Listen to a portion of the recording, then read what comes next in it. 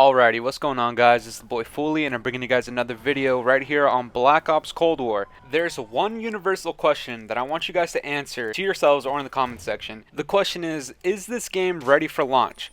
I'll let you guys know what I think at the end of the video, but for right now, we're going to talk about the good parts of this game and the bad parts of this game. For right now, we're going to start with the good that Black Ops Cold War did in their beta. I think one of the very first few clear-cut points that I really liked about this game was that it's a lot more fast-paced than Modern Warfare. It's pretty obvious in this game that they kind of want you to go from point A to point B. They kind of want you to go into this section of the map because that's where all the gunfights are going to be. You know, it's no longer sitting your ass down in the back of the map, putting your balls in the cement, and just waiting for people to run by when you can hear them, right? It's not like that anymore, and I really enjoyed that. It was super obvious to me in the very first games that I played of this beta. These next 2 points kind of go hand in hand, but the next one I was going to talk about, and I mentioned it before, is that the time to kill in this game is actually at a pretty good spot in my opinion. I mean, you're not insta-killing somebody, you're not taking forever to kill somebody, and I think that's a perfect balance between Modern Warfare and Black Ops 4, and this game is kind of perfectly in the middle. Part of the reason it's like that, in my opinion, is because majority of these weapons, I'd say like 90% of all the weapons that we have in the beta at least, are pretty well balanced, and they're kind of even in terms of like firepower, etc., whatever. I'd say like 85 to 90% of all the guns that we have so far, they're pretty strong and they're pretty viable to use. I mean, you can run an AR on any of these maps, you can run an SMG on any of these maps, and you'll do fine. Another positive that I saw, and this is kind of a smaller one, but the gunsmith is back from Modern Warfare,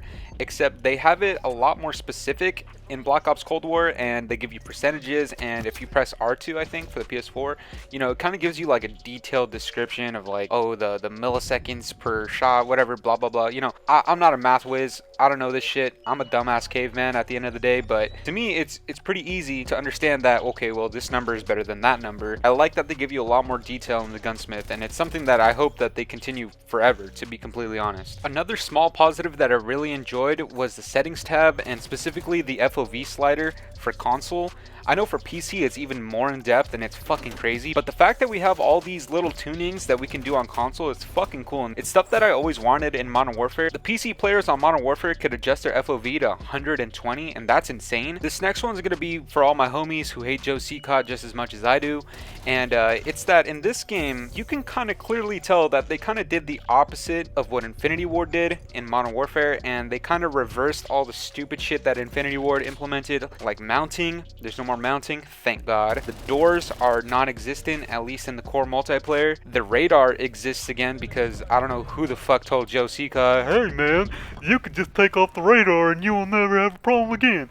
That guy deserves to get fucking bitch slapped. And then of course we have Dead Silence finally back as Ninja. I mean, it doesn't work as well as I want it to, but at least you have that. It's no longer a field upgrade, which means you can move freely whenever you want at any time on the map and not worried about getting shotgunned in the back by little pasty boy Timmy sitting behind a door with a claymore up his ass. And then to add on to that point, there's a lot less cheese in this game than there is in Modern Warfare.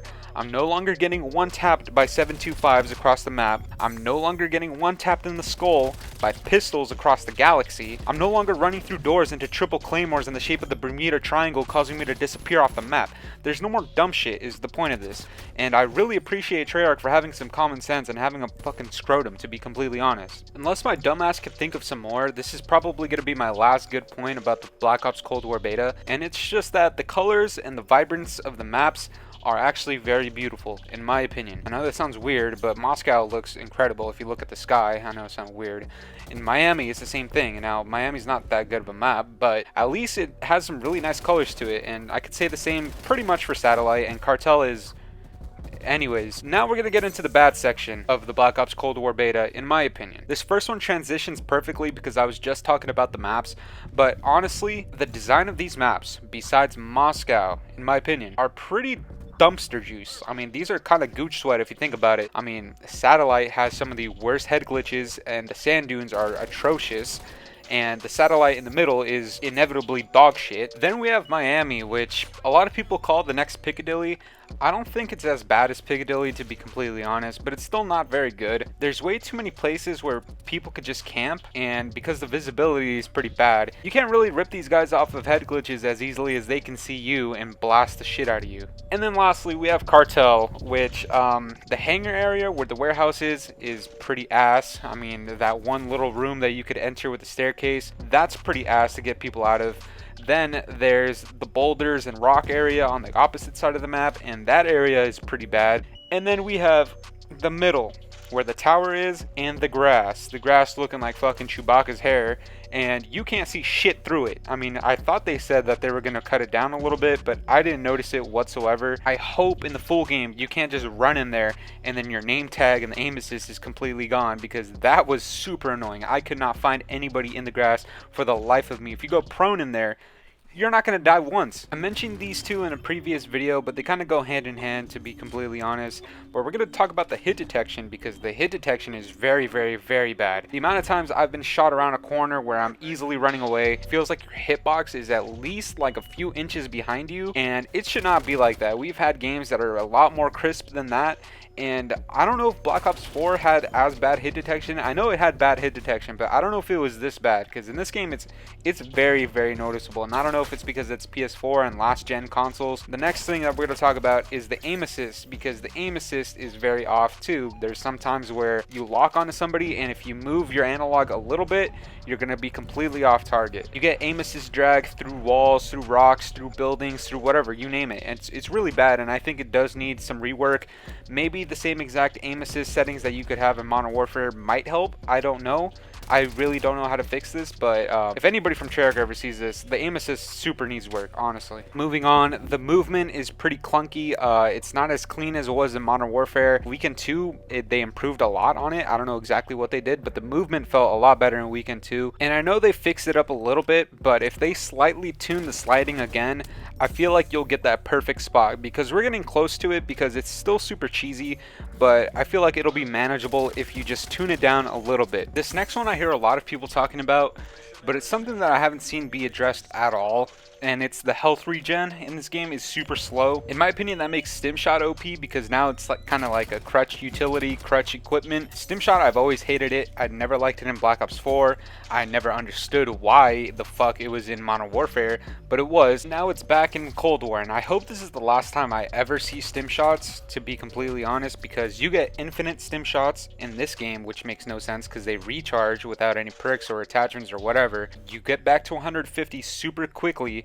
You do it very fast. To me, it just makes it seem like it's really OP because the health regen is so bad, and if they just fix the health regen, I feel like stim shot wouldn't be as useful, and it would perfectly balance out, in my opinion. This next one I'm going to go through very quickly because everybody's already mentioned it. The servers are fucking hideous in this game. They are awful, and if they don't get fixed, I mean, a lot of people are already noticing it. I feel like this could be very, very bad for Treyarch.